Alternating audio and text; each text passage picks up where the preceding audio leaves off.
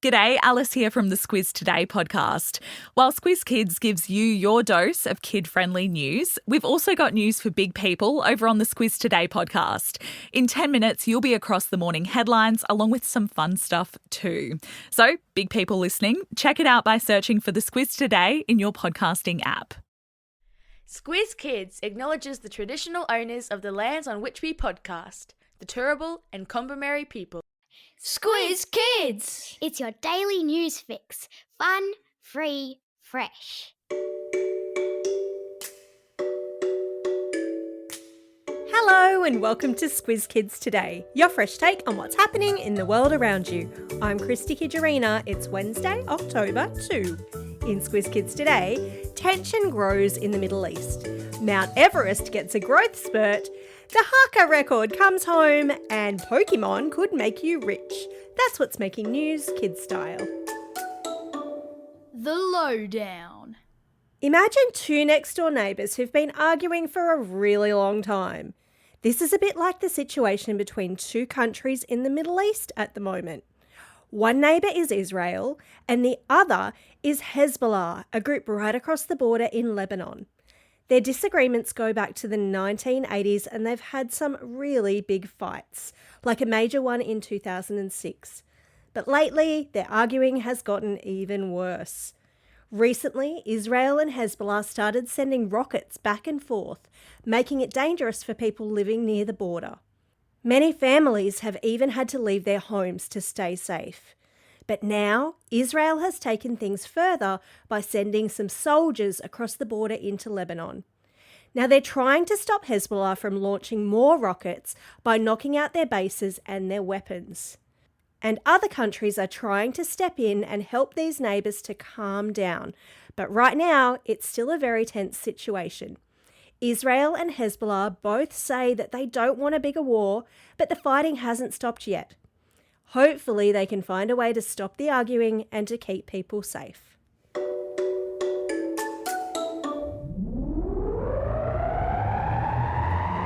Spin the globe. Each day we give the world globe a spin and find a news story from wherever it stops. And today we've landed in Nepal. I definitely should have brought a jumper because we've landed right on top of Mount Everest. And you never guess what? It's getting taller. So Everest is already an incredible 8.8 kilometres tall.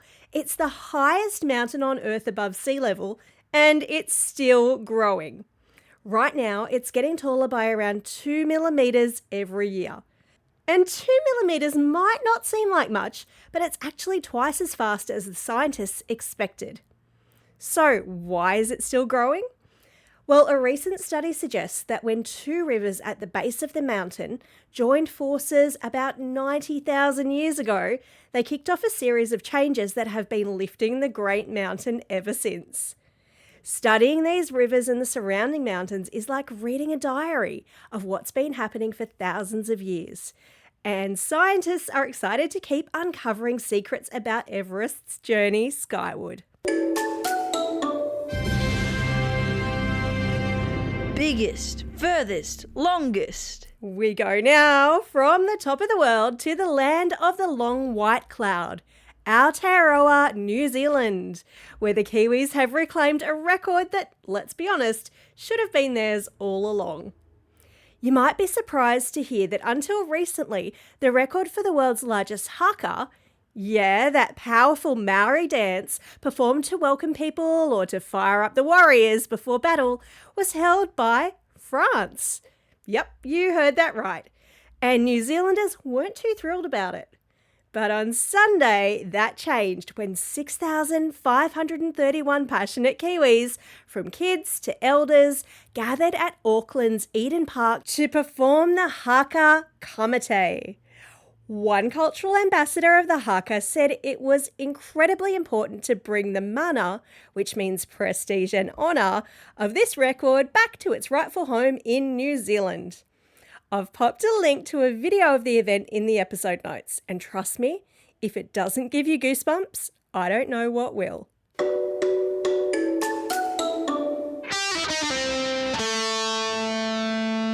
Pop Culture Corner. Now, if I say the names Pikachu, Charizard, and Squirtle, you know what I'm talking about, right?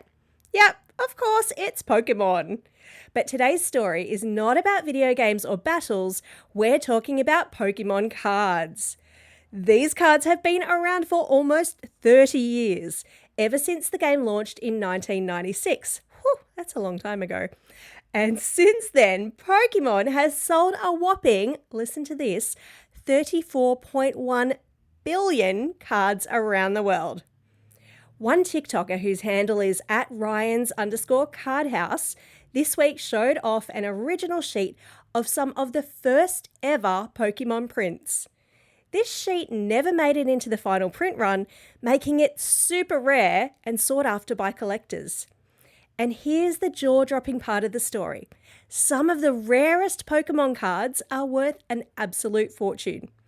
A British financial website reports that the most valuable card on the market today is priced at an incredible $3.7 million. So if you've got any old cards lying around, just saying, you might want to take a closer look at what you have. Time for the quiz. This is the part of the podcast where you get to test how well you've been listening. Question number 1. How high in kilometres does Mount Everest tower above sea level? Great listening if you said 8.8 kilometres. Whew. Question number 2. In which New Zealand city is Eden Park, where the Haka world record was won back over the weekend? Hello if you're listening from there. It is Auckland. Question number 3. In which year was the first ever set of Pokemon cards released? Nice work. If you remembered, it was way back in 1996.